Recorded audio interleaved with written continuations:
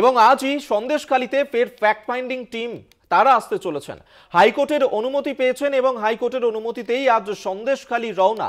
মাঝের পাড়া, নতুন পাড়া, নস্কর পাড়ায় যাওয়ার অনুমতি ইতিমধ্যেই। কলকাতায় এসেছে টিমের 6 সদস্য। আপনারা জানেন এর আগেও ফ্যাক্ট ফাইন্ডিং টিমের সদস্যরা তারা এসেছিলেন, সেই সময় তাদেরকে আটকানো হয়েছিল, কিন্তু ফের একবার হাইকোর্টের অনুমতি পেয়েছেন তারা। আজই সন্দেশখালী গিয়ে পৌঁছবেন। আমরা এই নিয়ে আপডেট নেব। সঞ্জিত চক্রবর্তী এই মুহূর্তে আমাদের সঙ্গে টেলিফোনে রয়েছেন প্রতিনিধি। সঞ্জিত, এই যে ফ্যাক্ট ফাইন্ডিং টিমের সদস্যরা যারা এর আগেও যাওয়ার চেষ্টা করেছিলেন, এবার হাইকোর্টের অনুমতি পেয়েছেন তারা, কখন গিয়ে পৌঁছবেন, কারা রয়েছেন এই ফ্যাক্ট ফাইন্ডিং টিমে?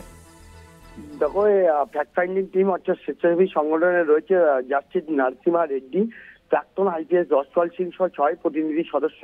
এর আগেও তুমি জানো তাদের সায়েন্স সিটিকে আটকে দেওয়া হয়েছিল 144 এর কথা ভেবে রাজ্য পুলিশ আটকে দিয়েছিল, কিন্তু তারা হাইকোর্টে যায়। হাইকোর্টের নির্দেশ যে সেখানে স্থানীয় থানাকে মুচিলেখা দিয়ে তারা বিভিন্ন গ্রামের মানুষের সঙ্গে কথা বলতে পারবেন। এখনো পর্যন্ত যেটা জানা গেছে, এই 6 সদস্যের প্রতিনিধি দল, এই যারা আছে তাদের মধ্যে একাধিক আইপিএস রয়েছে, প্রাক্তন বিচারপতিরা রয়েছে, স্বেচ্ছাসেবী সংগঠনের সদস্যরা রয়েছে, সব মিলে তারা গিয়ে মানবাধিকার কমিশনের লোক রয়েছে, তারা গিয়ে গ্রামের মানুষের সঙ্গে কথা বলবে। যেটা জানা গেছে যে তারা স্থানীয় অর্থাৎ সন্দেশখালী থানার পুলিশের কাছে মুচিলেখা নেবে, নিয়ে তারা গ্রামে নতুন পাড়া, পাত্রপাড়া, ত্রিমণি এলাকায়, কর্ণখালী বিভিন্ন গ্রামে গিয়ে মানুষের কথাবার্তা শুনবেন। সব মিলে তারা কিন্তু সময়ের অপেক্ষা আসার।